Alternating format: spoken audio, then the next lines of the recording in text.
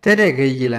Täna vaatame ajaloo erinevaid õdesid, kelle elu oli traagiline. Alates hooletusse jätmisest ja ärakasutamisest kuni haiguste ja mõrvadeni.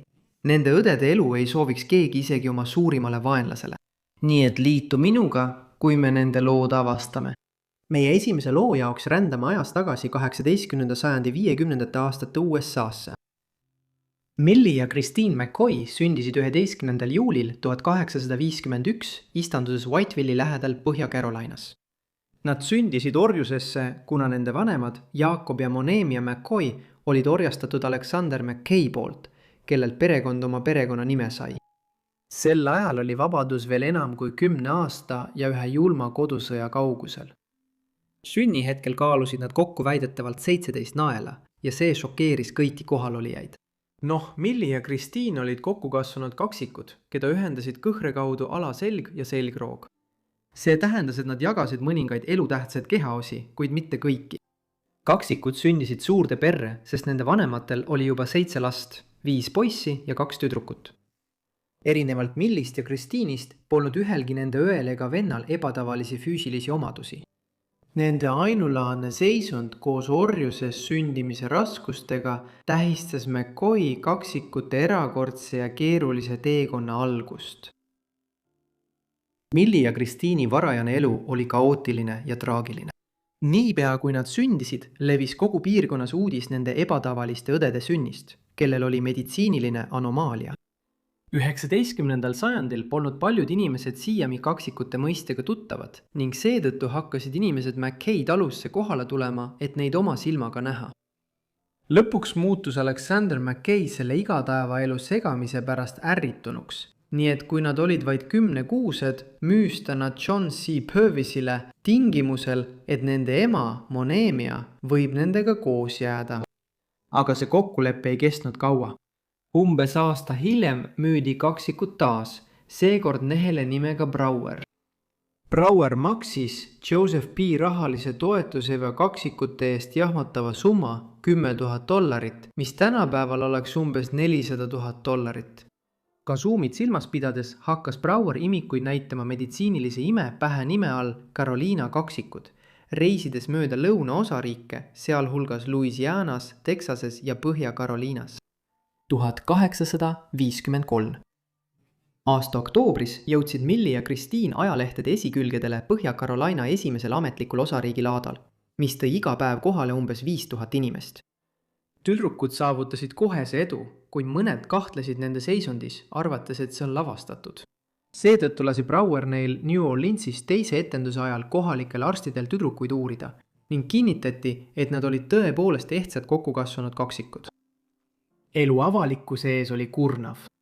Tüdrukud eraldati sageli oma emast ja kuigi nad tol ajal sellest aru ei saanud, olid nad avaliku pilke aluse all.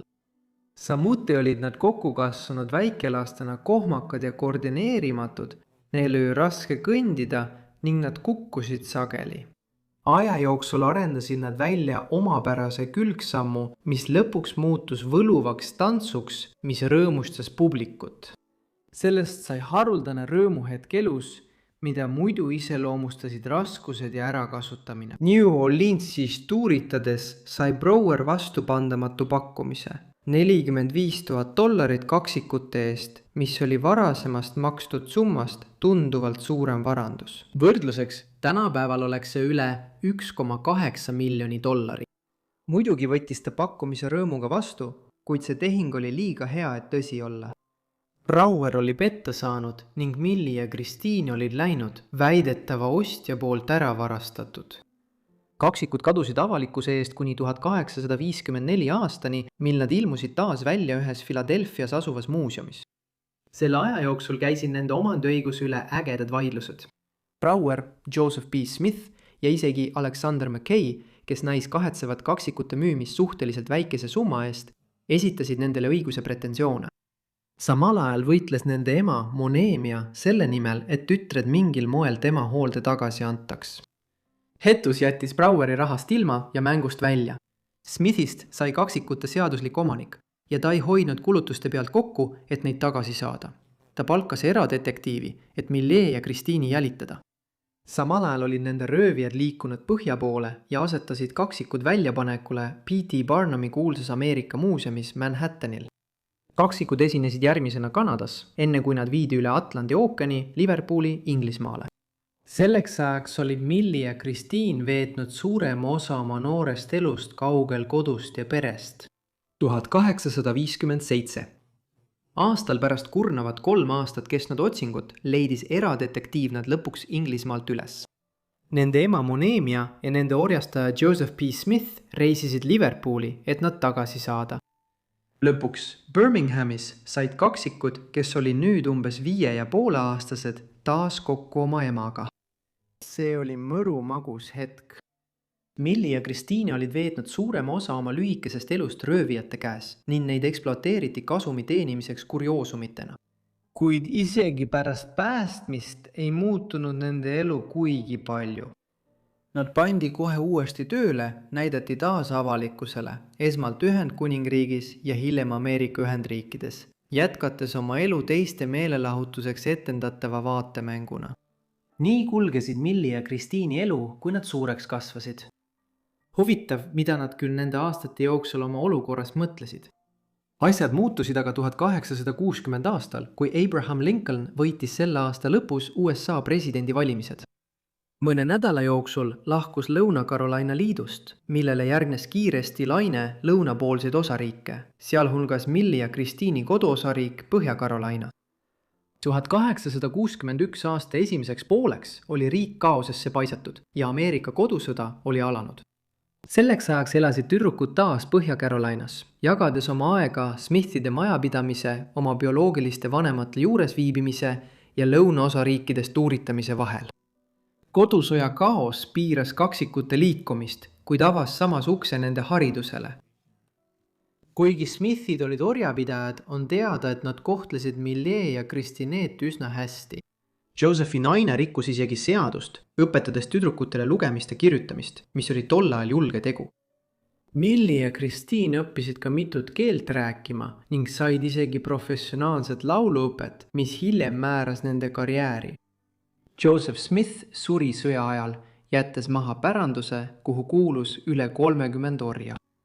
Vaatamata tema surmale jäid Millie ja Christine Smithi perekonna orjadeks. Kuid kui kodusõda lõppes, saabus lõpuks vabadus. Kaksikud koos oma vanemate, õdede, vendade ja lugematute teistega lõunaosariikides vabastati, kui orjus Ameerika Ühendriikides lõpuks kaotati.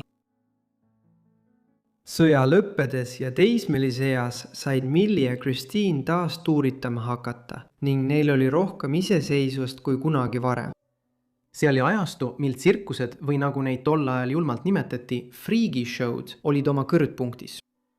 Sellised showmehed nagu P.T. Barnum juhtisid truppe, kus esinesid sageli meditsiiniliste anomaaliatega inimesed, hiiglased ja kääbused, habemega naised, inimesed lisajäsemetega ja palju muud. Ajastul, mil ei olnud veel televiisorit ega raadiot, uudishimu kaalus sageli üles kaastunde nende inimeste vastu, kellel olid sellised seisundid, ning rahvahulgad kogunesid tsirkustesse ja laatadele alati, kui need linna tulid. Millie ja Christine esinesid üle kogu riigi ning olid nendel etendustel väga populaarsed. Sel ajal valitses suur huvi kokku kasvanud kaksikute vastu, keda sageli nimetati Siami kaksikuteks. See termin tulenes kuulsatest kokkukasvanud kaksikutest, Changist ja Mbunkerist, kes sündisid Siamis, tänapäeva Tais. Mõnikord näidati Millie ja Christine'i ilma tabasihoidlikust rikkumata, et tõestada nende kokkukasvanud olekut, rahuldades avalikkuse uudishimu, kuid säilitades väärikuse. Tuuritades mõnikord Barnumi etendustega, mõnikord teiste mänedžeridega, said nad oma asjade korraldamises kogenumaks ja näisid olevat oma rolli sisse elanud. 1860. aastate lõpus kirjutasid nad mälestuste raamatu, milles kasutasid motot, nagu Jumal määras, nii meie nõustusime, mis näitas nende leppimist oma ebatavalise meditsiinilise olukorraga ja otsust sellest parim võtta. Varsti naasid nad Euroopasse ja nagu paljud teisedki tolle aja populaarsed tsirkuseartistid, kohtusid nad kuninganna Victoriaga. Nende etteaste tipphetkeks olid duetid, kus õed lausid koos või vaheldumisi. Christine võttis salmi ja Millie refrääni või vastupidi. Paljud neist lauludest avaldati hiljem pikemas brošüüris, mis kirjeldas nende elu ja karjääri. Nendel aastatel kirjutati Millist ja Kristiinest palju kirjeldusi. Keelekasutus nendes kirjandustes oleks tänapäeval mõeldamatu. Üks selline teos kandis pealkirja Biograafiline visand Milli Kristiinist, Karoliina kaksikutest, keda kutsuti kahepealiseks ööbikuks ja maailma 8. imeks. Viitab kaksikutele kui olendile ja viitab talle mujal kui ühele tüdrukule. Nagu nad ei oleks teadlikud, et kokkukasvanud kaksikud on 2 erinevat inimest. Veel üks kahetsusväärne reklaam tüdrukute saabumisest Liverpooli 1871 aastal nimetas neid laeval saabuvaks kaubaks, öeldes, et saabus kaup, mida härra Tooli sõnul võib pidada erakordseks. Raport jätkus järgmiselt. Siin on meil noor neiu, kellel on 1 keha, kuid 2 erinevat mõistust, sündinud 2 eraldi peaga. Kõik arukad mehed, kes teda hiljuti Washingtoni hotellis nägid, võivad kinnitada imelist intelligentsust, mis valitseb mõlemas ajus. Mõlema pea võime samal ajal suhelda 2 erineva inimesega erinevatel teemadel, tõestab seda piisavalt. Kuid ime ei piirdunud sellega. Mõned kõige kaunimad duetid muusikakeeles esitati kõrge soprani ja puhta kontraalti poolt. Helid tulid 2 peast, kuid ainult 1 keha andis sellele elujõu. Teised tegelesid lihtsalt üsna idiootlike naljadega. Cincinnati Enquirer naljatas, et 2-pealine tüdruk oleks hea vandekohtunik. Ta saaks vaadata kohtuasja mõlemat poolt korraga. Need märkused, kuigi pilkavad, tõid esile nende saavutatud erakordse kuulsuse. Aga kas nende elu oli lihtsalt pilkamise etendus? Või muutsid nad selle kurikuulsuse millekski erakordseks? Milli ja Kristiine võisid tunduda selle maailma ohvritena, mis kohtles neid kui friigi etendust, ja see oli kindlasti osa nende tegelikkusest. Siiski samal ajal said sellised esinejad nagu nemad, kes töötasid Barnumi ja teiste tsirkuste heaks, tol ajal heldelt tasustatud. Kui nad olid piisavalt nutikad, et oma populaarsust ära kasutada, võisid nad teenida palju raha ja minna mugavalt pensionile. Kristin suutis maakonna laatadel Ameerikas töötades teenida hinnanguliselt $25,000 aastas. Samal ajal kui suuremad etendused linnades või reisid Euroopasse pakkusid võimalust veelgi suuremateks teenistusteks. See oli tohutu summa 1870-ndatel, eriti ajal, mil USA's valitses rahanduskriis, niinimetatud pikk depressioon aastatel 1873 kuni 1879. Tänu oma teenimisvõimele ja turu langusele pöörasid nad oma elu iseloomustanud ebasoodsa olukorra pea peale ning võtsid olukorrast parima. 1870-ndatel ostsid nad Mackay istanduse, kus nad olid üle 20 aasta varem sündinud ja andsid selle oma isale. Pärast isa surma omandasid nad talu ise ja ehitasid sinna suure 14-toalise maja, kus nad elasid koos paljude laiema pereliikmetega. Oma 20-ndates eluaastates olid Milli ja Kristiin teeninud piisavalt raha, et osaliselt pensionile jääda. Nagu teisedki tolle aja tsirkuse artistid võimaldasid edukat tuuritamise aastad, tavaliselt 5–10 aastat, neil koguda piisavalt vara, et mugavalt elada, sageli koos koduabilistega, kes neid aitasid. Kui raha hakkas otsa saama, võisid nad naasta ja teha 1 või 2 hooaega tuuri, teenides suure summa, kuna nende vastu oli kogunenud suur huvi. Nii juhtus ka 1871 aastal, kui kaksikud alustasid Euroopa turneed, külastades Suurbritanniat, Prantsusmaad, Belgiat, Hollandit, Saksamaad, Itaaliat, Austriat, Ungarit ja Venemaad. Etendustelt saadud tasu täiendati sageli Euroopa valitsejate ja aristokraatide kingitustega, kui nad esinesid Euroopa kuninglikes õukondades. Tagasi Ameerikas nõustus duo samuti käima mitmes Ameerika meditsiiniasutuses ja kolledžis füüsilisel läbivaatusel.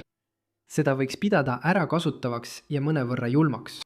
Siiski tuleb meeles pidada, et sel ajal puudus tõeline arusaam Siami kaksikute fenomenist ning arstid olid väga huvitatud selle paremast mõistmisest. Milli ja Kristiin lõpetasid täielikult esinemise alates 1880-ndatest. Nad olid nüüd oma 30-ndates eluaastates ja elasid vaikset elu tagasi talus, kus nad sündisid Põhja-Carolinas. Uurimud näitavad, et kaksikud aitasid oma kogukonda diskreetselt, rahastades kohalikku mustanahaliste tüdrukute kooli ja toetades mitmeid kolledžeid Karoliinades, tehes neid annetusi sageli anonüümselt. Nad elasid kokkukasvanud kaksikute kohta märkimisväärselt pika elu, arvestades, et sellised kaksikud kannatavad sageli terviseprobleemide all, kuna jagavad elutähtsaid kehaosi ja organeid. Milli ja Kristiini puhul elasid nad 60ndate eluaastate alguseni ning kui nad surid, polnud see seotud nende kokkukasvanud olemisega, vaid tolle aja ühe peamise tapja tuberkuloosi tõttu.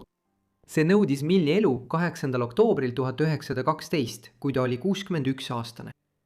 Väidetavalt suri Kristiin umbes 12 tundi hiljem, mis pidi olema väga kurb lõpp. Nad maeti Twitevilli kalmistule paigas, kus nad olid sündinud üle 60 aasta varem. Nende hauakivil on kirjas sõnad: hing 2 mõttega, 2 südant, mis löövad ühes rütmis. Kaksikud jätsid oma märkimisväärse vara alles jäänud pereliikmetele. Milli ja Kristiine lugu on viimasel ajal olnud mitmete elulugude teemaks, tuues taas päevavalgele nende varem unustatud loo. Järgmisena liigume Kanadasse, kus enneolematu sündmus tegi 5 tõest ülemaailmse vaatemängu. Dioni viisikud sündisid Kanadas Ontarios Calendari linnas 28. mail 1934. Nende vanemad, 2 prantsuse kanadalast nimega Oliva Edouard Dion ja Else Dion, panid viisikutele nimed Annette, Cécile, Émilie, Marie ja Yvonne. Else Dioni rasedus oli ebatavaline. Kui tänapäeval ootaks ema viisikuid, märgatakse ta raseduse mingil hetkel ultraheli uuringuga.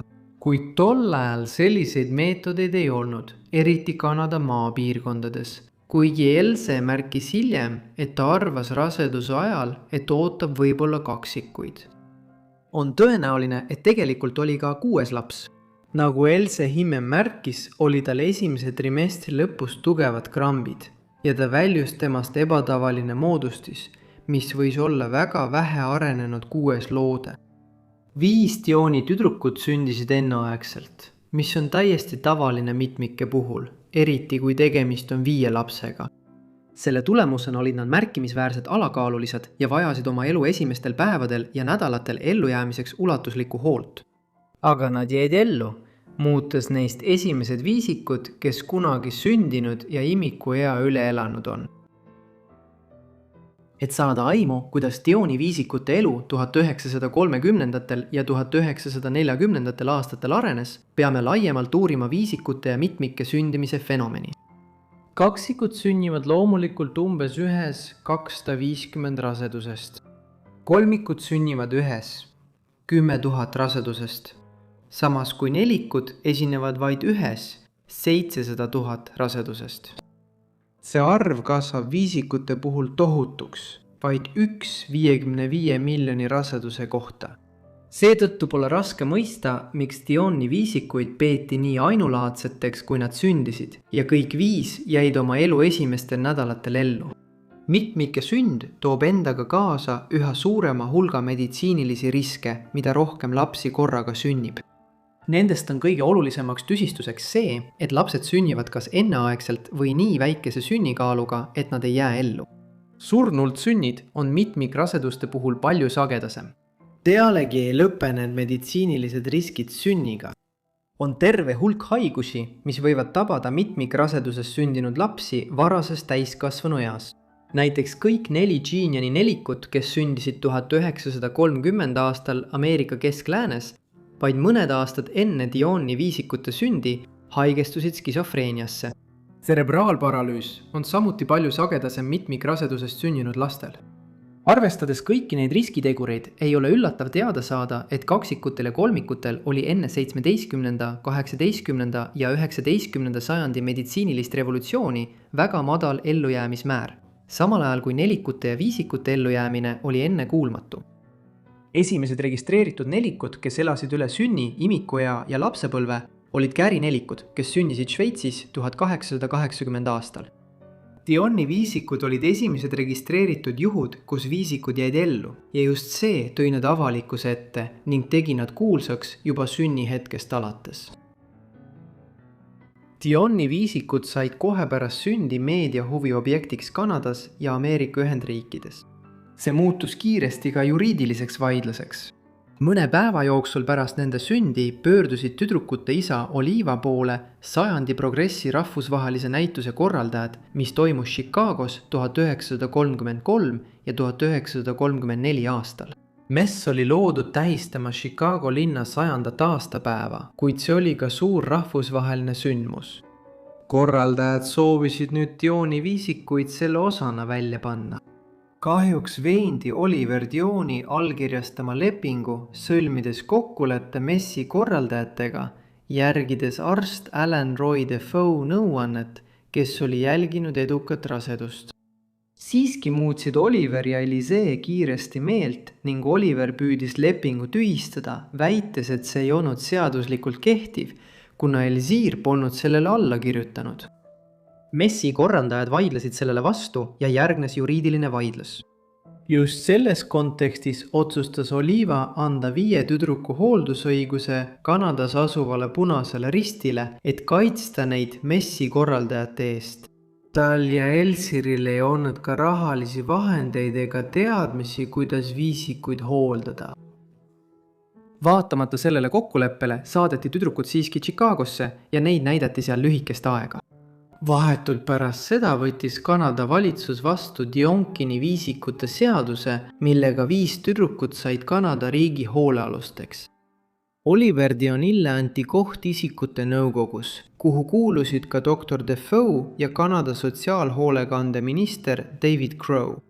Kuid ta ei kasutanud kunagi tegelikult oma hääleõigust selles nõukogus ning tüdrukud jäid 1930. keskpaigaks sisuliselt riigi hoolealusteks.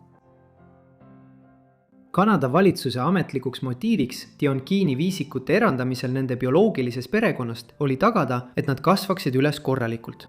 Väideti, et Oliva ja Else Dion, kellel oli piiratud ressursid ja kes sattusid inimkonna ajaloos ainulaadsesse olukorda, ei olnud selleks sobivad. Siiski oli juba alguses peale Kanada valitsuse ja 5 tüdruku eest hoolitsema määratud isiku suhtumine äärmiselt ärakasutav.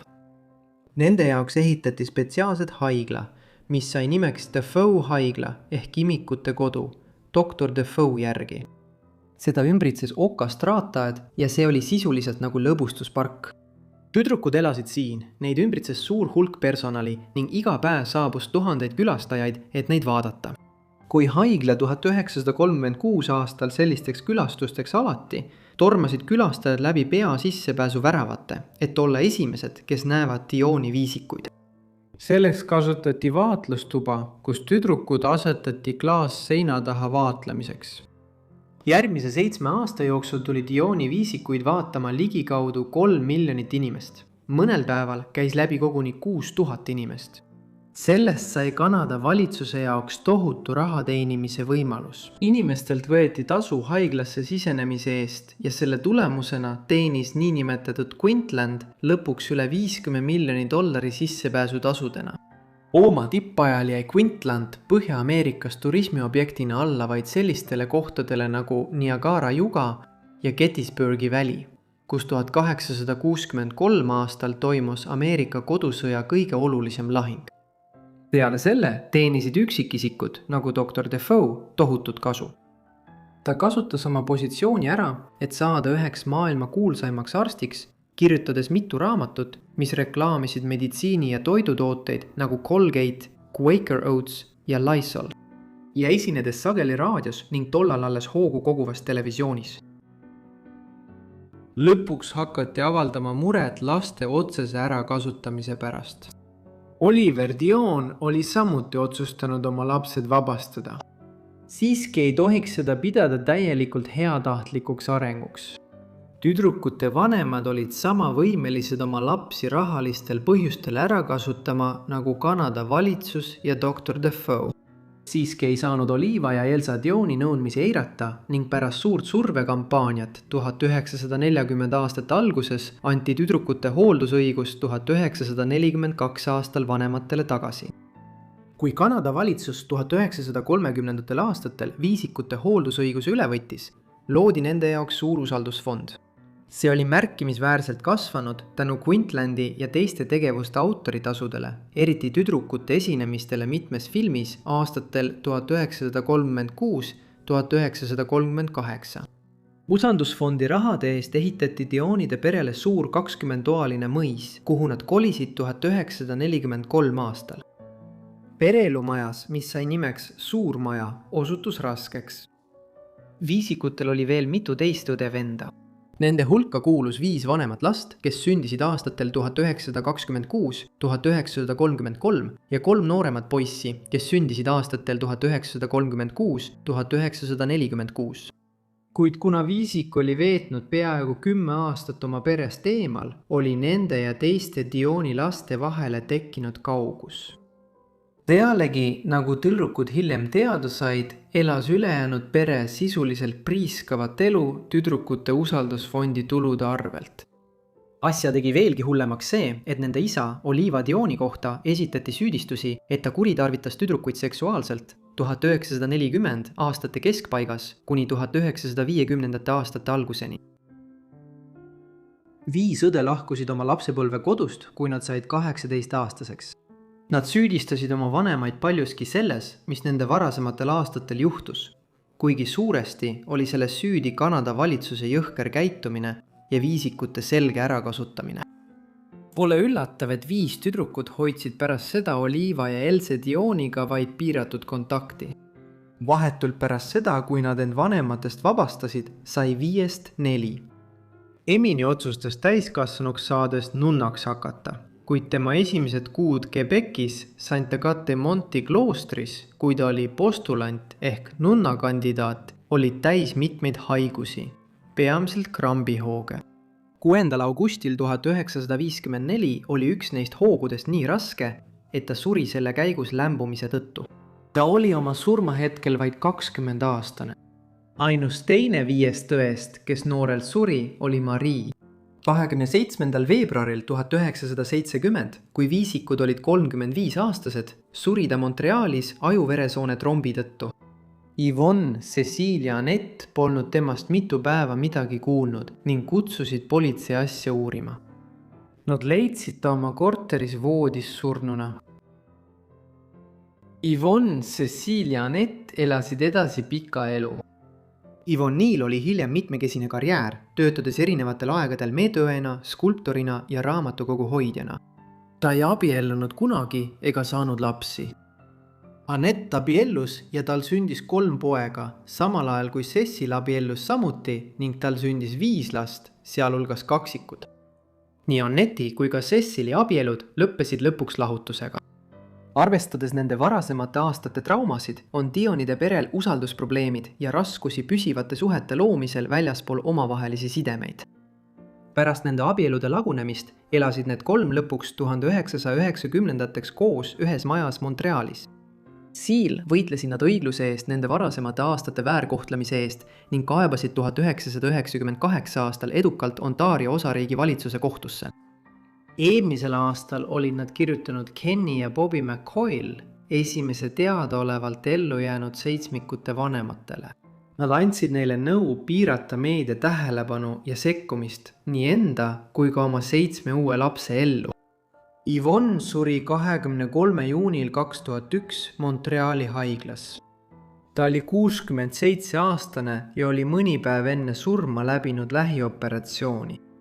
Nii Annette kui ka Cécile on tänaseni elus ning neid intervjueeriti koos nende 87. sünnipäeva puhul 2021 aasta mai lõpus. Õdede pärand on omapärane. Nad on olnud paljude filmide, telesaadete, raamatute ja isegi ühe 3 totaka sketši teemaks. Paljud neist pärinevad 1930-ndatest ja 1940-ndatest aastatest nende kuulsuse tipust, samas kui 2018.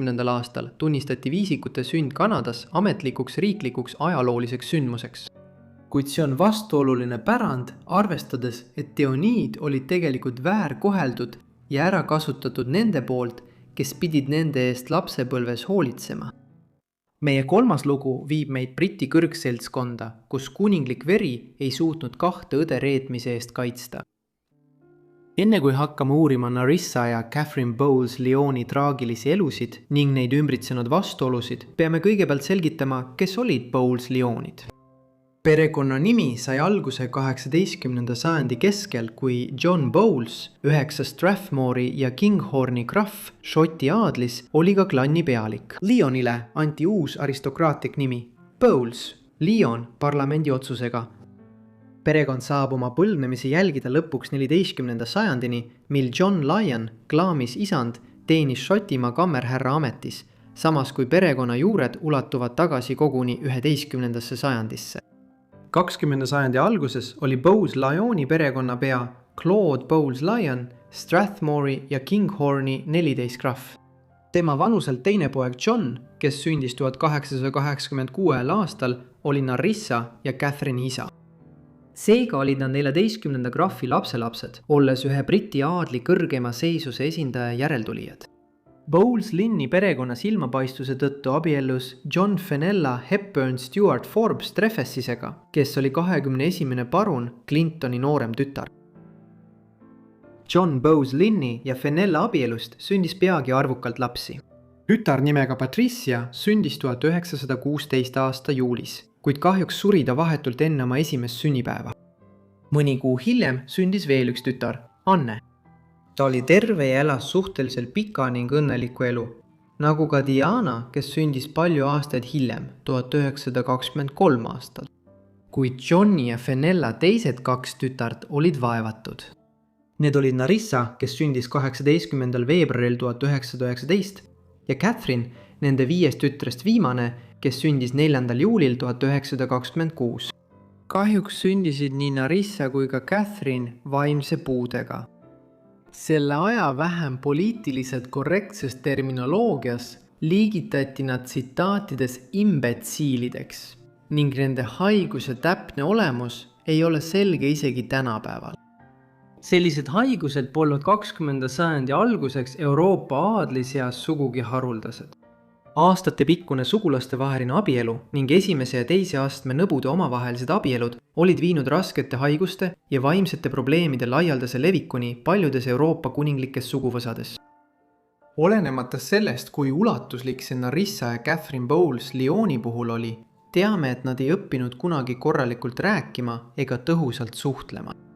See kõik toimus ajal, mil selliste haiguste põhjustest oli väga vähe meditsiinilisi teadmisi ning vaimsete puuete külge jäi endiselt tugev sotsiaalne häbimärk. Nii paigutati 1941 aastal Narissa ja Catherine, kes olid selleks ajaks vastavalt 22 ja 15 aastased, oma perekonna poolt Surrey kuningliku Elder haiglasse. See avati 1855 aastal vaimuhaigete varjupaivana. Kuid 20. sajandi keskpaigaks oli sellest saanud asutus, mis oli mõeldud raskete vaimupuudega patsientidele. Ja siis püüdis perekond suuresti ignoreerida fakti, et need 2 tüdrukut olid üldse kunagi olemas olnud. Järgnenud aastatel ei külastanud nende ema Fenella õdesid ega teinud seda ka teised sugulased. Nende isa John oli juba ammu surnud, olles surnud enneaegselt 1930 aastal 44-aastaselt kopsupõletikku. Perhaps a major unexplained aspect. Kõik see oli põhjuseks, miks perekond ootas kuni 1941 aastani, kui Narissa oli juba 20. alguses, enne kui õed paigutati asutuse hoole alla. Narissa ja Katariina olukord, mis võib meile 20. sajandi alguses olla raske mõista, poleks tõenäoliselt kunagi olnud avalikkuse jaoks oluline teema, kui poleks olnud selleks ajaks kujunenud seoseid Bowles-Lynni perekonna ja Briti kuningliku perekonna vahel. 26. aprillil 1923, kui Narissa oli vaid 4-aastane ja 3 aastat enne Katariina sündi, abiellus nende isa Johni noorem õde Elizabeth Bowles-Lyon Albertiga, Yorki hertsogiga, kes oli Suurbritannia kuninga George Beide noorem poeg. Seega olid alates 1923 aastast Bowles-Lyoni perekond abielu kaudu seotud Briti kuningliku perekonnaga. See seos Briti monarhiaga muutus järgmistel aastatel veelgi tugevamaks. Kuningas George de Veite noorima pojana ei olnud oodata, et Albert pärib Briti krooni. Kui kuningas suri 1936 aasta jaanuaris, päris trooni tema poeg Edward, kellest sai kuningas Edward VIII. Uue monarhi valitsemisaeg jäi aga väga lühikeseks, sest tema otsus abielluda Wallis Simpsoniga, ameeriklannaga, kes oli 2 korda lahutatud, peeti Briti poliitilise eliidi jaoks vastuvõetamatuks. Selle tulemusena loobus Edward vähem kui 12 kuu pärast troonist ning tema asemel sai kuningaks Yorki hertsog, kellest sai kuningas George VI. See olukorra muutus tähendas, et Elizabeth Bowles-Lyon, Narissa ja Catherine'i tädi sai kuninga abikaasana Suurbritannia kuningannaks. Veelgi enam, 1926 aasta aprillis, vaid mõned nädalad enne Catherine Bowles-Lyoni sündi, sünnitas Elizabeth tütre, kellele pandi ema järgi nimeks Elizabeth. See oli tulevane Suurbritannia kuninganna Elizabeth II, kes oli Narissa ja Catherine'i nõbu. Kõigil 3 noorel naisel olid samad vanavanemad. Claude Bowles-Lyon, Strathmore ja Kinghorni 14. krahv ning Cecilia Bowles-Lyon, süüninimega Cavendish Bentinck. Aastate möödudes elasid Narissa ja Catherine jätkuvalt Royal Earlswood Hospitalis, olles oma laiema perekonna poolt suuresti tähelepanuta jäetud.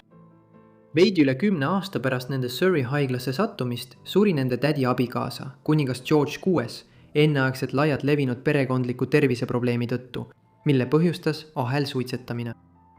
Teda asendas Narissa ja Catherine'i nõbu kuninganna Elizabeth II, kes valitses Suurbritanniat järgmised 70 aastat, saades rahvusvahelises ajaloos teiseks kõige kauem troonil olnud monarhiks. Suur osa Narissa ja Catherine'iga seotud vastuoludest keskendub Burke'i Peerage'i 1963 aasta väljaandele. Burke'i Peerage on iga-aastaselt avaldatav genealoogiline uurimus, mis annab üksikasju kõigi Briti ja Iiri aadli liikmete, nende esivanemate ja praeguste pereliikmete kohta, sealhulgas kuningliku perekonna laiendatud liikmete, hertsogite, krahvide, parunettide, parunite ja teiste maavaldusega aadli perekondade kohta. Seda avaldati esmakordselt 1826 aastal Iiri genealoogi John Burke'i poolt, ajal, mil Iirimaa oli veel täielikult Suurbritannia võimu all. 20 sajandiks hakati Peeragi avaldama igal aastal ning Briti ja Iiri aadli liikmetele saadeti vorme, et nad saaksid oma perekondade genealoogilisi andmeid uuendada. 1963 aastal, kui Bowles-Lyoni perekond sai oma vormi, täitis selle Narissa ja Catherine'i ema Fenella. Vastuolulisel märkis ta, et Narissa suri 1940 aastal ja Catherine lahkus hiljuti 1961 aastal. See oli hoolimata sellest, et tema 2 tütart olid endiselt elus ja elasid Earlswoodi haiglas. Kas perekond oleks tõesti saanud eksitada arvama, et 2 tütart on surnud, arvestades, et nad jätkasid igal aastal Earlswoodile nende ülalpidamise eest? 125 naela maksmist. Tol ajal sellele eriti tähelepanu ei pööratud, kuid 1986 aastal tuli välja, et tüdrukud olid 1963 aastal surnuks märgitud, kuigi mõlemad olid sel ajal elus. Seda üritati selgitada sellega, et Fenella vennapoeg väitis, et tema tädi, kes oli vahepeal surnud, oli hajameelne inimene, kellel oli üsna tüüpiline täita Burke'i Peerage'i vormi valesti. Siiski pole see eriti rahuldav seletus. Vanilla oli esitanud konkreetsed kuupäevad, millal tema 2 tütre väidetavad surid, ja ta üritas üsna selgelt varjata tõsiasja, et perekond oli nad Earlswoodi paigutanud ning seejärel püüdis käituda, nagu neid polekski olemas olnud. Narissa ja Catherine elasid Earlswoodis veel aastakümneid. Lõpuks suri Narissa seal 1986 aastal. 66-aastaselt 45 aastat pärast seda, kui ta esmakordselt haiglasse paigutati. Tema matustel ei viibinud ükski laiema suguvõsa liige, kuigi selleks ajaks olid paljud tema lähisugulased juba surnud. Selle asemel olid ainsad leinajad kohal haiglatöötajad. Catherine elas Earlswoodis edasi kuni haigla sulgemiseni 1997 aastal. Enne sulgemist viidi Catherine koos mitme teise nõbuga, kes olid aastate jooksul sama geneetilise haiguse tõttu Earlswoodi saadetud Ketwin House'i hooldekodusse Surrey's, mis asus lähedal. Kui ka see 2001 aastal suleti, viidi Catherine taas ümber. Ta suri alles 2014. Aasta veebruaris, olles peaaegu 90-aastane ja pärast enam kui 70 aastat erinevates hooldekodudes elamist, ei tema ega Narissa olnud kunagi õppinud teistega suhtlema, nii raske oli nende puue. Narissa ja Catherine'i lugu tekitas pärast Narissa surma 1986 aastal palju poleemikat. Lugu kuninganna esimestest nõbudest, kes olid maailmast varjatud ja kelle oma perekond oli sisuliselt hüljanud, avalikustas Suurbritannias ajaleht The Sun. Edasised uurimised näitasid, et nende ema Fenella oli esitanud valeandmeid, justkui oleks ta aastaid varem surnud, mis suurendas veelgi poleemikat. Siin oli tõendeid, et Bowles Lyonid olid mitte ainult paigutanud 2 oma last haiglasse ja seejärel nad sisuliselt unustanud, vaid ka teeselnud, et õed olid aastaid varem surnud.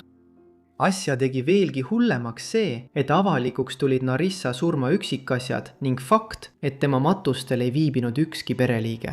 Šokeerivalt selgus, et tema haud Redstone'i kalmistul oli tähistamata, välja arvatud plastmassist silt ja seerianumber. See parandati hiljem, kui Narissa 2 õetütart ja vennapoeg korraldasid hauale hauakivi paigaldamise. 80ndate lõpuks olid toimunu üksikasjad suuresti avalikkusele teada, kuid see lugu on sellest ajast alates korduvalt taas tähelepanu keskmesse tõusnud. Näiteks 2011 aastal näitas Channel 4 dokumentaalfilmi nimega Kuninganna varjatud nõud. See dokumentaalfilm väitis, et õdesid oli nende perekond ignoreerinud ja halvasti kohelnud, samal ajal kui ülejäänud Bowles Lynni perekond elas lugupeetud ja luksuslikku elu. Samuti usuti, et see ärritas väga kuninganna Elizabeth teihet, keda pealkiri otseselt puudutas, kuid kes oli peaaegu täielikus teadmatuses sellest, mis juhtus Narissa ja Catherine'iga. Ja kindlasti ei olnud ta mingil moel seotud otsusega paigutada õed 1941 aastal Earlswoodi. Viimasel ajal on Narissa ja Catherine'i lugu kajastatud populaarses Netflixi draamas The Crown, moodustades lahutamatu osa 4. hooaja 7. episoodist pealkirjaga Pärilikkuse printsiip. Nende loo taas esilekerkimisega kajastavad olulised väljaanded nagu Harper's Bazaar ja Esquire, taas Bowles Lyoni õdede lugu. Lõppkokkuvõttes, kuigi õdede ümber tekkinud poleemika viitab kindlasti mõningasele hoolimatule käitumisele Bowles Lynni perekonna poolt.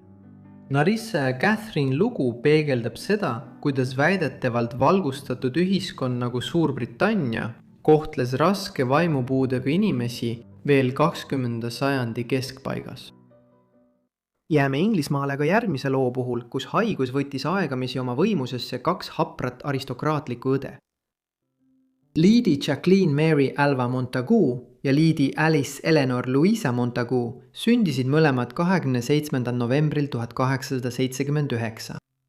Nad olid George Montagu, Mandeville'i Visconti ja Consuelo Montagu, Neesnagari, 2. ja 3. laps. Kaksikutel oli vanem vend William, kellest sai hiljem Manchesteri 9. hertsog. Kaksikõed sündisid ühte viktoriaanliku Suurbritannia silmapaistvamasse aristokraatlikku perekonda. Nende isa George oli Manchesteri 7. hertsogi poeg ja päris lõpuks ise Manchesteri 8. hertsogi tiitli 1890 aastal, kui tema tütred olid vaid 10-aastased. Nende ema pärines samuti väga silmapaistvast perekonnast. Tema isa oli Don Antonio Modesto Isnagar, ärimees, kes pärines jõukate kuubalaste suguvõsast, kes oli põlvkondade kaupa saarel suhkruistandusi pidanud. Kuid kui Hispaania impeerium Ameerikas 19. sajandi esimesel poolel kokku varises, suunasid nad oma äri- ja poliitilised huvid Ameerika Ühendriikidesse. Consuelo sai hiljem üheks esimestest näidetest sellest, mida tavaliselt nimetatakse dollari printsessideks või dollari pärijannadeks. Rikaste Ameerika ärimeeste tütred, kes abiellutati juhtivate Briti aadliperekondade poegadega. Ameerika perekond kindlustas sidemed Briti aadlikega, tõstes oma sotsiaalset staatust, samal ajal kui Briti aristokraadid said suure rahasüsti.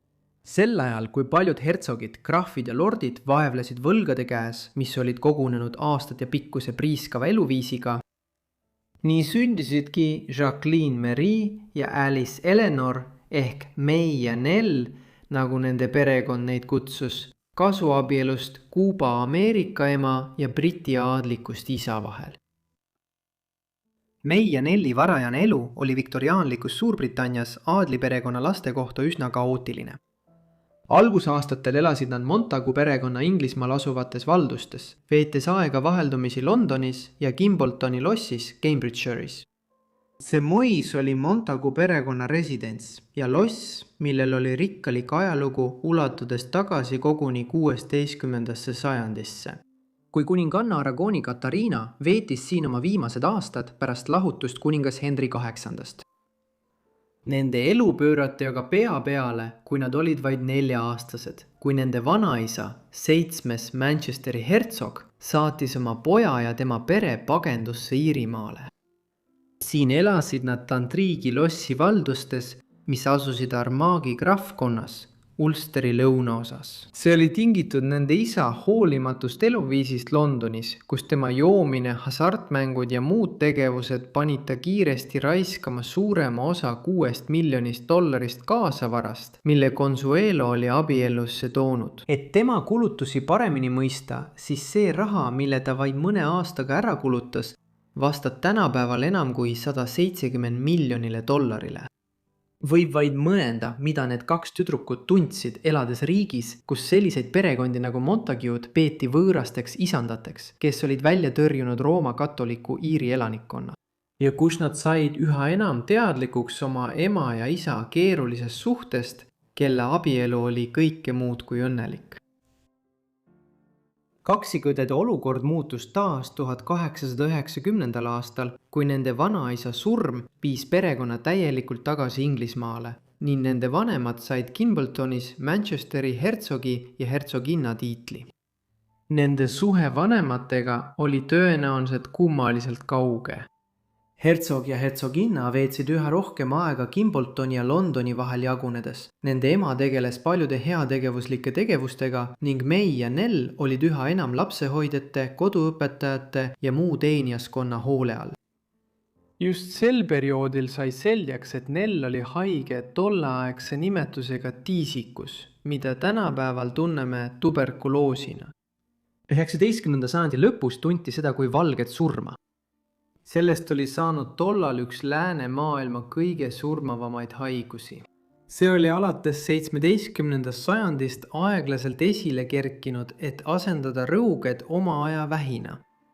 Haigus on hingamisteede haigus ja mõjutab esmalt peamiselt kopse, enne kui hingamissüsteem laguneb. See viib lihaste ja keha kõhetumiseni, sellest ka nimi kõhetustõbi, just kui keha tarbitaks aeglaselt ära. Selleks ajaks, kui sai selgeks, et Nell seda põeb, oli tuberkuloos sellistes riikides nagu Suurbritannia põhjustanud peaaegu 25% kõigist enneaegsetest surmadest. See nakkushaigus on põhjustatud bakteritest ja levib inimeselt inimesele õhu kaudu, kui aktiivse kopsutuberkuloosiga inimesed köhivad, sülitavad, räägivad või aevastavad.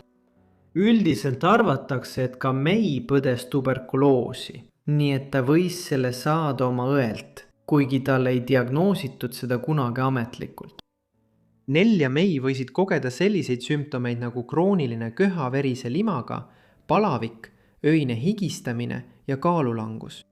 Tuberkuloos võib nakatada ka teisi organeid ja see võib põhjustada erinevaid sümptomeid. Kaksikud tähistasid oma 15. sünnipäeva 1894 aasta novembris. Selleks ajaks olid nad, nagu nende kaasaegne Sir Shane Leslie ütles, 2 kõige ilusamat ja õrnemat tüdrukut, keda võib ette kujutada. Kahjuks ei tähistanud nad oma 16 sünnipäeva enam koos. 15. märtsil 1895 suri May. Tal ei olnud ametlikult kinnitatud tuberkuloosi diagnoosi, seega tema surma põhjus jäi kinnitamata, kuigi arvatakse, et see oli tuberkuloos. Mõned allikad väidavad, et tema surma põhjuseks oli malaaria, kuigi see ei ole sugugi kindel. Kui oli põhjus, miks May surma kahtlustati malaarias, siis oli see sellepärast, et perekond oli sel ajal puhkusel Itaalias. Kuigi tänapäeval on seda raske ette kujutada, siis ajastul enne lennureise, kui inimesed harva lahkusid oma kliimavööndist, oli üsna tavaline, et Põhja-Euroopast pärit inimesed jäid Vahemerele reisides malaariasse. Seega ei ole võimatu, et May suri selle tagajärjel, kuigi tuberkuloos jääb tõenäolisemaks surmapõhjuseks. May surm põhjustas kahjuks teatava lõhe tema ema ja ühe tema vanima sõbra, Alva Smith Vanderbilti vahel. May surma ajal viibis Alva abikaasa William Vanderbilt Vahemerel koos Montaguedega ja korraldas, et May surnukeha toodaks tema jahil tagasi Inglismaale. Kui Alva sellest teada sai, kahtlustas ta, et tema abikaasa ja parim sõbranna on armusuhtes. Nii lisas see juhtum tol ajal Consuela tragöödiale veelgi juurde. Kuigi selleks ajaks oli selge, et Nell põeb tuberkuloosi, elas ta pärast May surma ja matuseid suhteliselt normaalset elu edasi. 1898. Aasta talvel tegi ta oma seltskonna debüüdi nii Londonis kui ka USA's, vahetult enne oma 19. sünnipäeva. Pärast tema esinemissündmuste New Yorgis sama aasta novembris nimetasid ajalehed teda möödunud Londoni hooaja kõige imetletumaks kaunitariks ja erakordselt kauniks. Kuid Nelli sisenemine kõrgseltskonda ja tema noorele naisele omase elu nautimine jäi liiga lühikeseks. Pärast viibimist New Yorgis ja Ameerika Ühendriikides suundusid tema ja tema ema Šveitsi, St. Moritzi, linna, mis oli sajandeid kuulus oma tervendavate allikaveede poolest. Nad olid siin 1898 aasta lõpuks ja Nelli veetis suure osa oma ülejäänud elust seal. Tolle aja aruanded kõrvutavad tema kehva tervist tema suure iluga, märkides tema säravat kuldpruuni juukseid ja üldist elurõõmu. Kahjuks tema tervis halvenes selleks ajaks järsult. Kevad- ja suvekuudel palkas tema ema talle mitmeid arste.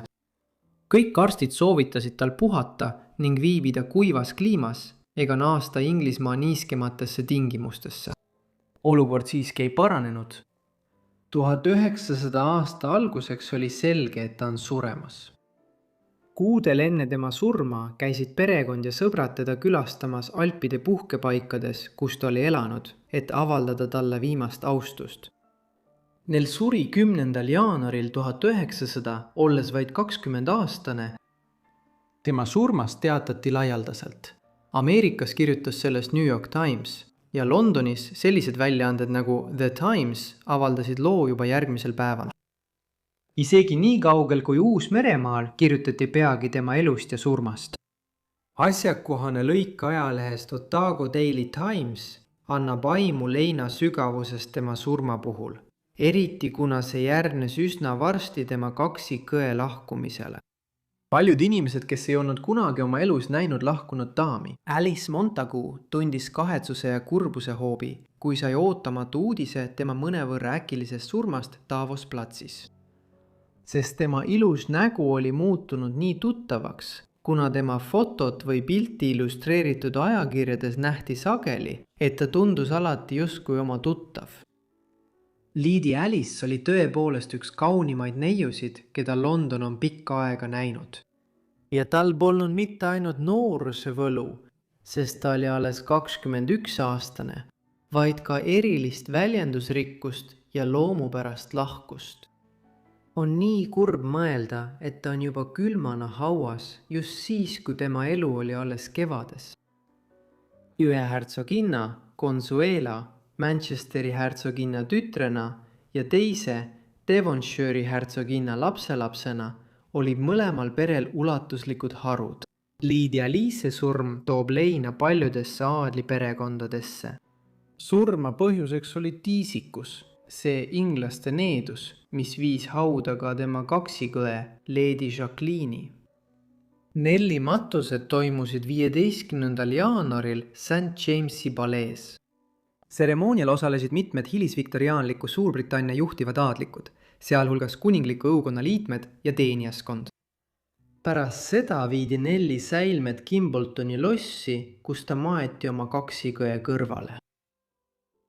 Pärast Nelli surma otsustas nende ema luua ajatu mälestusmärgi nende liiga lühikesele elule. Ta palkas Louis Comfort Tiffany, et luua see mälestusmärk. Kuigi Tiffany ettevõte on tänapäeval rohkem tuntud oma ehete poolest, oli selle asutaja tegelikult rohkem hinnatud oma vitraažitööde tõttu. St Andrew kirikus, mis asub Gimbletoni lossi territooriumil, lasi hertsoginna tal paigaldada vitraažakna, mis kujutas 2 tüdrukut pildi järgi, mis neist tehti vahetult enne May surma, kui nad olid teismee alguses. See õhuline kujutis kaunistab endiselt üht St Andrews kiriku peaakendest, olles mälestusmärk 2 tüdrukule, kes surid nii noorelt. Kui tüdrukud oleksid sündinud vaid 15 või 20 aastat hiljem, on võimalik, et nad poleks surnud. Juba 1890-ndatel hakkasid ilmuma uued meetodid piima ja teiste ainete pastöriseerimiseks, mille kaudu tuberkuloosibakter sageli levis. Seejärel saavutati esimene edukas vaktsineerimine selle haiguse vastu. 1906 aastal, vaid 6 aastat pärast Nelli surma, 1920-ndateks olid vaktsiinid üldiselt kättesaadavad, kuigi läbimurre haiguse vastu saabus alles pärast teist maailmasõda.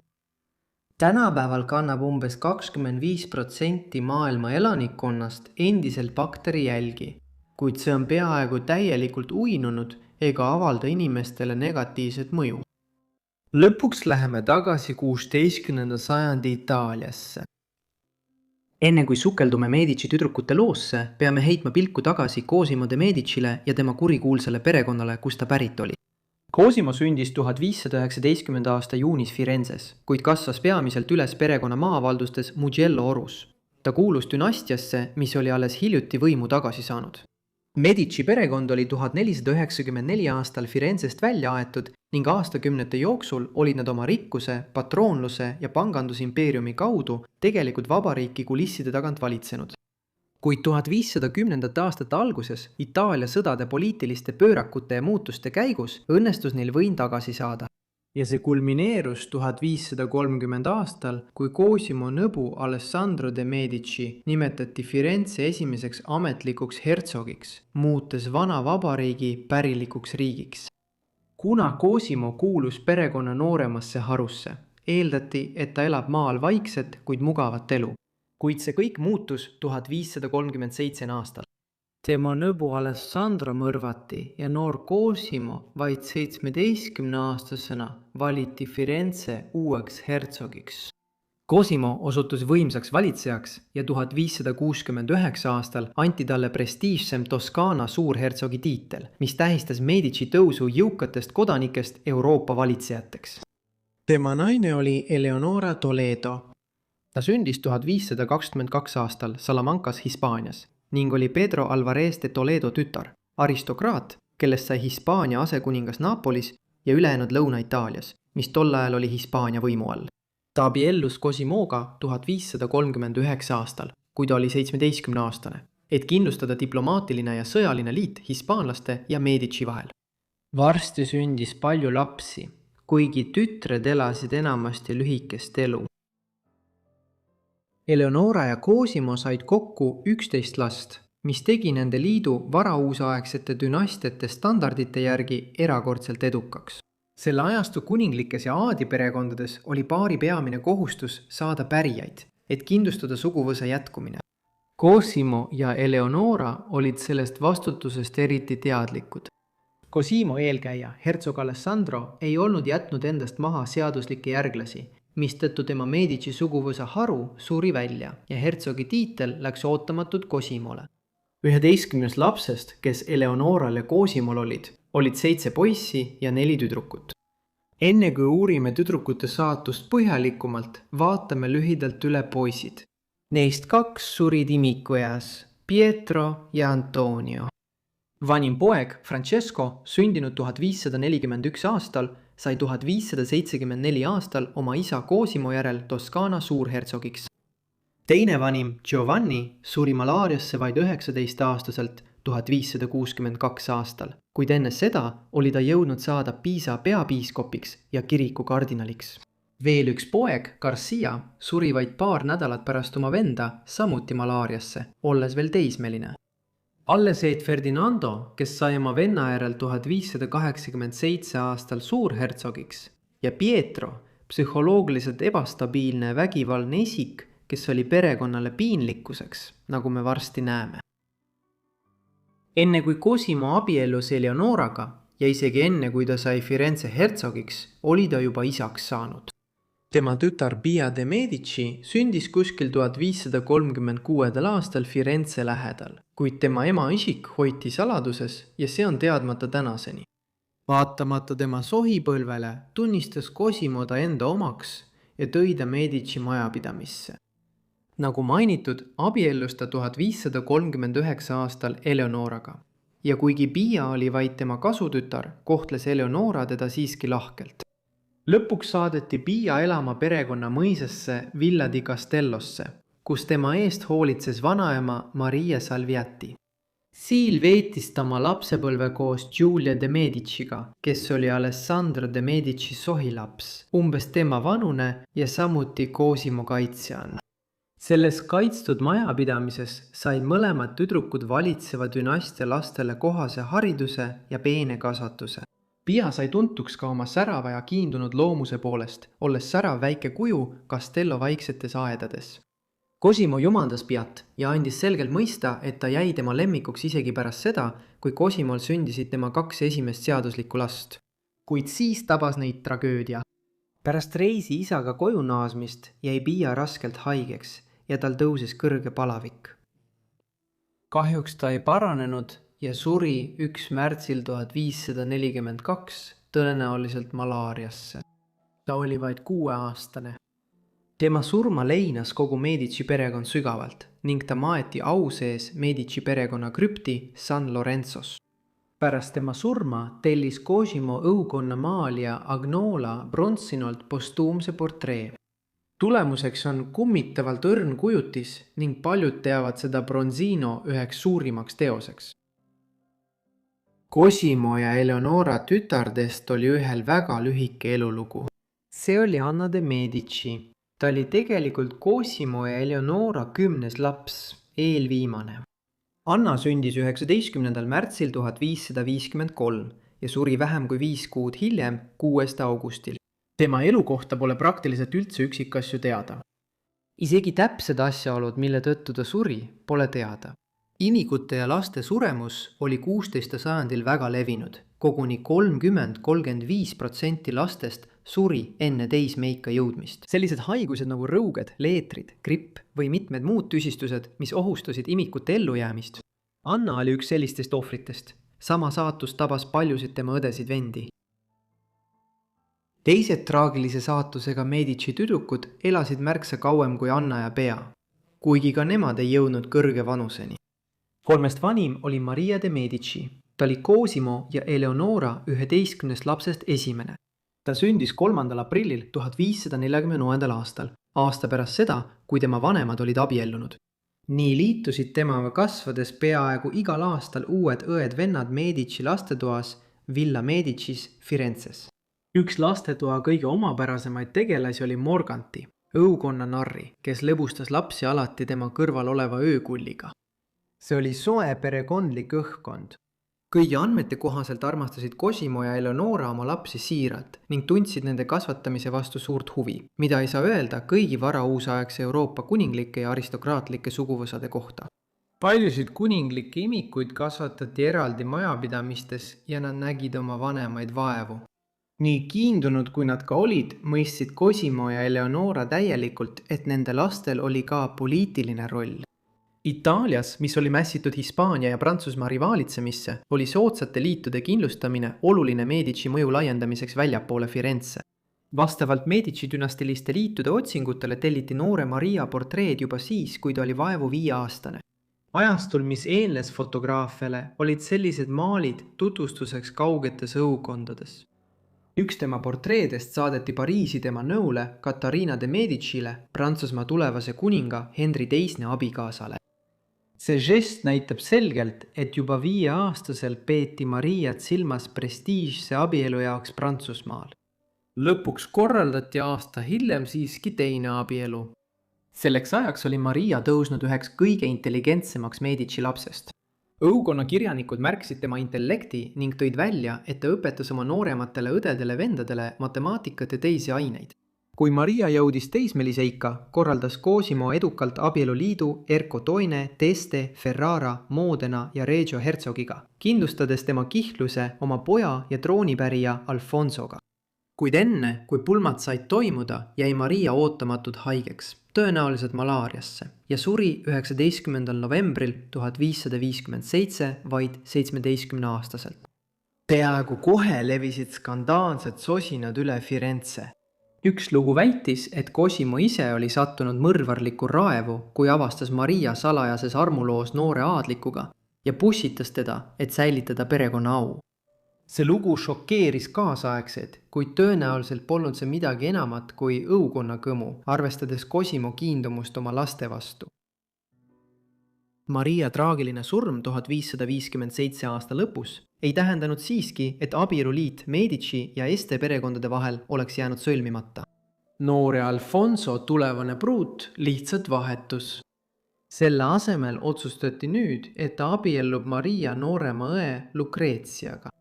Ta sündis 14. veebruaril 1545 Firenzes, Cosimo ja Eleonora 5. lapsena ning nende 3. tütrena.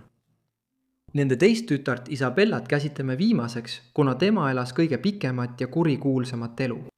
Lucrezia kasvas üles koos oma üha kasvava õdede-vendadega Medici õukonnas Firenzes ning sai samasuguse hariduse nagu nemadki.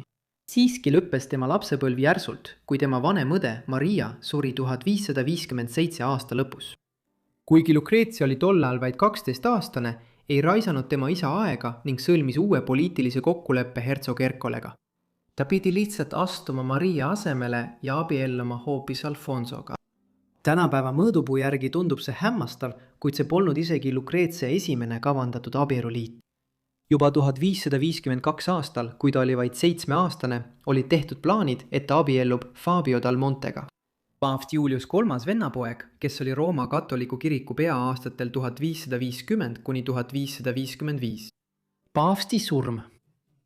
1555 aastal rikkus del Monte abieluliidu plaanid ja nii abiellus Lucrezia Alfonso d'Estega tseremoonial Firenzes 3. juulil 1558, kui ta oli vaid 13-aastane. Tema uus abikaasa oli 24-aastane. Siis arenes välja kummaline olukord. Pärast pulmi naasis Alfonso oma isa õukonda Ferraras, jättes noore Lucrezia Firenzesse. Mitte kaua pärast seda lahkus ta Prantsusmaale, et aidata läbi rääkida Ferrara seisukohta Cato Cambrasi lepingus 1559 aasta kokkuleppes, mis lõpetas lõpuks aastakümneid kestnud Prantsusmaa ja Hispaania vahelise võitluse ülemvõimu pärast Itaalias. Lucrezia jäi samal ajal justkui õhku rippuma, abiellus nime poolest, kuid sisuliselt mehe poolt hüljatud. Järgnenud kuudel kirjutas Cosimo Ferrara hertsog Ercolele ja oma uuele väimehele, küsides, mille Lucrezia oma mehele uude kodulinna järele läheb. Paljudele kirjadele ei vastatud, osaliselt seetõttu, et sündmused Ferraras olid kontrolli alt väljunud. Hertsog Ercole jäi raskelt haigeks ja suri 1559 aasta oktoobris, jättes Alfonso troonile kui hertsog Alfonso II. Alles siis kutsuti Lucrezia lõpuks tema juurde. Nii saabuski Lucrezia 1559 aasta hilissügisel, olles vaid 14-aastane. Linna Ferrara, Modena ja Reggio uue hertsoginnana. Mitte kaua pärast seda maalis Bronzino temast tuntud manieristliku portree. Bronzino portreel näib Lucrezia peaaegu ebaloomulikult kahvatu, mis oli varausaegse Euroopa aadinaiste seas moekas iluideaal, kuid võib-olla viitab see ka peenelt tema haprale tervisele. Ta oli juba 1560 aastaks haige. Pärast Ferrarasse saabumist püüdis ta täita oma avalikke kohustusi, kuid tema seisund halvenes pidevalt.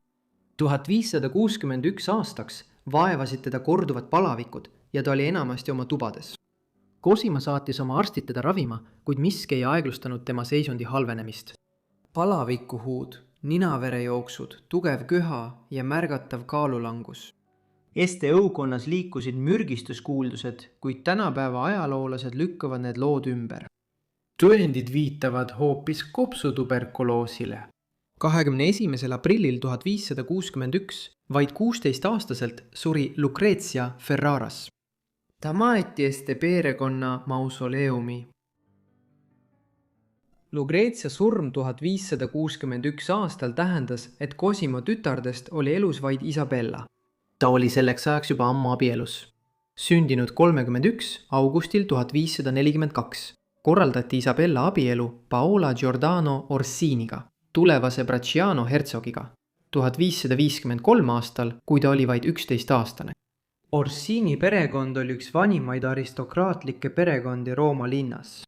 Nad viisid oma põlvnemise tagasi Rooma impeeriumi aegadesse ja väitsid end lausa Julius Caesarist põlvnevat.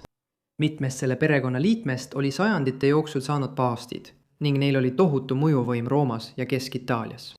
Seega oli see Medicite perekonnale järjekordne poliitiliselt kasulik abielu, kui Isabella abiellus 1558 aastal Paola Giordanoga. Isabella abielu oli aga algusest peale ebatavaline. Tema abikaasa oli Pilla velumees ning hertsog Cosimo otsustas hoida oma tütart koos suure kaasavaraga Firenzes isegi pärast abiellumist, kuni ta nägi tõendeid, et Paola ei raiska raha kohe, kui selle kätte saab. Lõpuks lahkus ta siiski Rooma, kuid seal vaevasid teda 1560. aastatel mitmed raseduse katkemised. Alles pärast mitmeid ebaõnnestunud katseid sünnitas ta lõpuks 2 tervet last. Tütre nimega Francesca 1571 aastal ja poja nimega Virginio järgmisel aastal. Francesca ja Virginia elasid pikka elu sügavale 17. sajandisse ning Isabella oleks saanud palju lapselapsi, kui ta oleks elanud piisavalt kaua, et neid näha. Kahjuks ta siiski ei elanud nii kaua. Selleks ajaks oli suurhertsog Cosimo I pidanud taluma palju südantlõhestavaid kaotusi. Kuigi Isabella oli tema ainus ellu jäänud tütar, oli tal siiski noor naissoost hoolealune, Eleonora di Garcia di Toledo, kes sündis 1553 aastal tema kaitse all. Eleonora oli tegelikult tema vennatütar abielu kaudu. Tema ema suri, kui ta oli väga noor ja tema isa oli sageli eemal. Tema tädi Eleonora Toledost, Cosimo naine, võttis ta enda juurde ja kasvatas teda Medici jõukonnas nagu oma last. Kuid 1562 aastal tabas tragöödia taas. Cosimo naine Eleonora suri 40-aastaselt malaariasse koos 2 nende poja, Giovanni ja Garciaga. See kaotus jättis noore Eleonora raskesse olukorda, kuid isegi pärast tema tädi surma suhtuti temasse Firenze õukonnas endiselt soojuse ja soosinguga. 1571. aasta aprillis korraldas Cosimo tema abiellumise oma poja Pietroga, muutes Eleonora nii oma hoolealuseks kui ka tulevaseks minijaks. Nad olid esimesed nõud ja olid koos üles kasvanud ning Cosimo lootis, et nende omavaheline tuttavlikkus ja ühine kasvatus viivad harmoonilise abieluni. Kuid nagu me varsti näeme, oli ta rängalt eksinud. Pärast Eleonora Toledost surma võttis Cosimo armukeseks Eleonore della Albizzi, kellega tal sündis 2 last. Tütar, kes suri enne ristimist ja poeg Giovanni, kelle ta hiljem seadustas.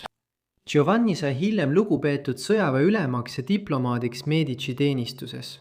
Hiljem alustas Cosimo suhet Camilla Martelliga ja 1568. aastal sündis neil tütar Virginia.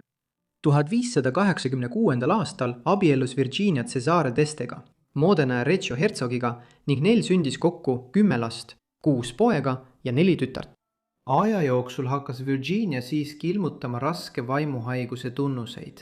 Tema pihtisaaja väitis, et teda vaevavad teemonid ning katsed temast teemoneid välja ajada süvendasid vaid tema kannatusi, jättes ta hilisematel aastatel täiesti võimetuks.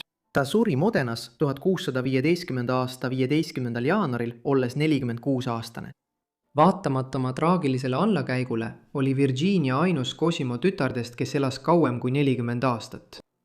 Cosimo ise suri juba 1574. aasta aprillis ja tema järglaseks sai tema poeg Francesco. Pärimine, mis tõi peagi õnnetuse nii tema tütrele Isabellale kui ka tema hoolealusele Eleonore di Garcia di Toledole. 1576. aastal leidsid Isabella ja Eleonora vägivaldse lõpu. Francesco andis vaikiva toetuse jõhkrale kättemaksulainele, mis oli suunatud Medici naiste oletatavate truudusetuste vastu. See hõlmas ka Isabella vaimselt ebastabiilset venda Pietro.